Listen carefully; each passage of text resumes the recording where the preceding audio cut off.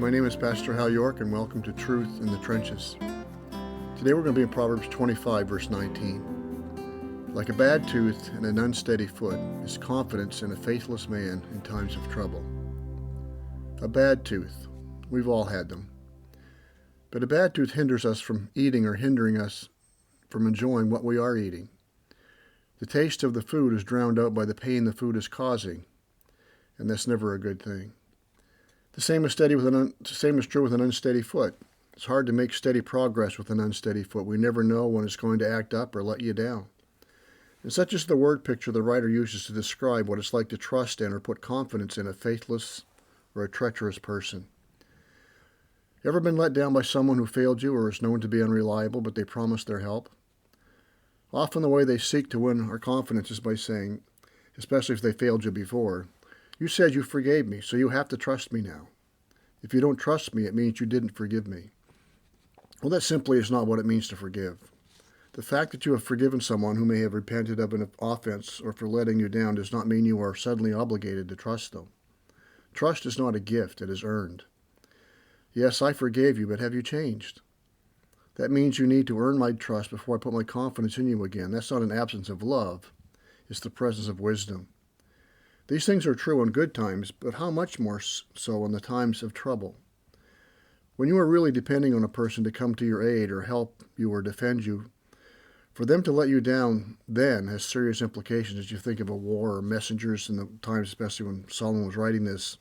Messengers were very, very important to go and send a message, bring the message. And if they didn't do that, if they failed, it could have serious implications. People who can't be depended on are like a bad tooth. They're not much good for anything. And when you try to make use of them, they just cause you more pain. They impede your progress.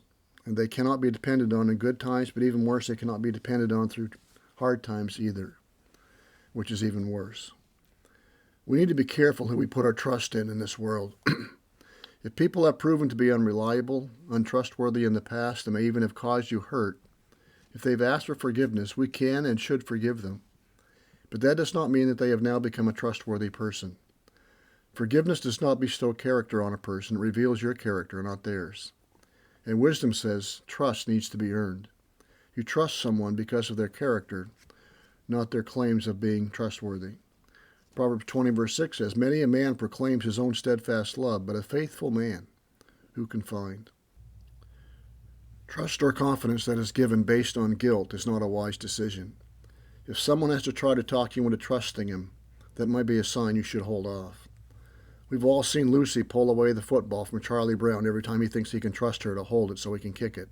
And that's funny in cartoons, but it's not funny in real life. You know you have a bad tooth when you talk more about the pain in the tooth than the enjoyment of the food.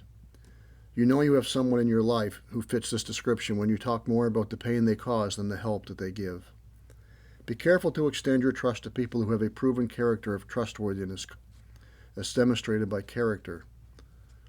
Last time we looked at the importance of a name, and we need to be this kind of person as well. When people say my name, when they say your name, may someone whom they can trust and have confidence in and depend on come to mind. But remember, though all those around us may fail us or let us down, our God is a very present help in time of trouble. We can trust him, we can have confidence in him. He will never fail us, and he never has, and he never will. He will always keep every one of his promises to us.